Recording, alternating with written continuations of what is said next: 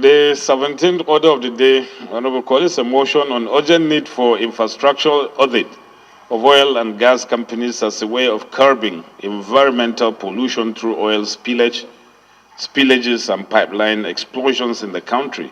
Standing in the name of Honorable Abubakar Amuda Kannike, Honorable Kannike is now invited to move the motion. Here, Abubakar. I represent Ilorin East, Ilorin South Federal Constituency from Kwara State. Mr. Speaker, I stand before the House to present a motion, to move a motion on the urgent need for infrastructural audit of oil and gas companies as a way of curbing environmental pollution through oil spillages and pipeline explosions in the country. The House is aware that the consequences of oil spillages include the poisoning of the waters and destruction of vegetation and agricultural land, as a result of which people in the affected areas develop health issues such as breathing problems and skin diseases. The House is concerned that the major reason for the frequent oil spillages in Nigeria is that many of the country's oil firms use obsolete and inadequate infrastructure to channel and distribute petroleum products in the country.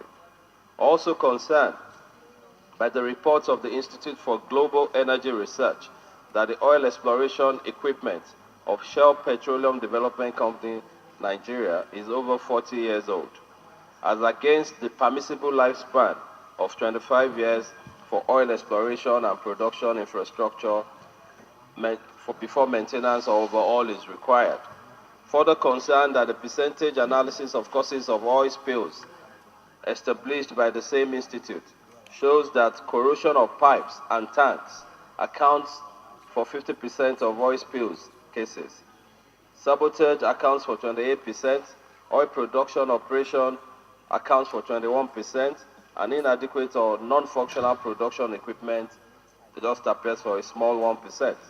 Equally concerned that most of the government's efforts to address these issues were curative rather than preventive, such as the establishment of the regulatory agencies like the National Oil Spill Detection and Response Agency, NOSDRA, Department of Petroleum Resources, and the Federal Environmental Protection Agency, all of which have resulted majorly in addressing the effects, while doing little to be proactive enough in preventing the causes of oil spillages. Believes that as part of the strategy of reducing the adverse effects of the activities of the oil sector in Nigeria, old and obsolete infrastructure, as well as older ways of doing things, must give way to accommodate modern techniques and procedure. The House resolves as follows. 1. Call on the relevant agencies of government, including the Department of Petroleum Resources and the Federal Environmental Protection Agency, to ensure that oil and gas companies operating in Nigeria comply with modern standards and techniques of production as a means of preventing or addressing the causative agents rather than waiting to repair the damages from the effects of these environmental hazards. 2.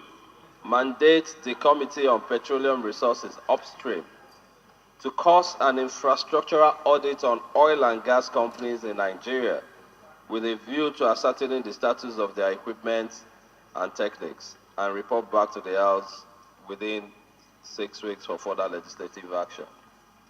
Mr. Speaker, honorable colleagues, I so move. Thank you. Honorable Law. I represent the people of Yola North, Yola South, and Gire Federal Constituency.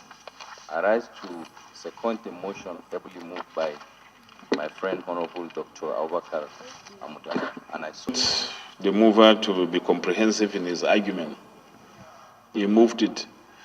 So I'll put the question. Those in favor of the motion say aye. Those against it say nay. The ayes have it. Motion is referred to the Committee on Petroleum Resources upstream for further legislative input.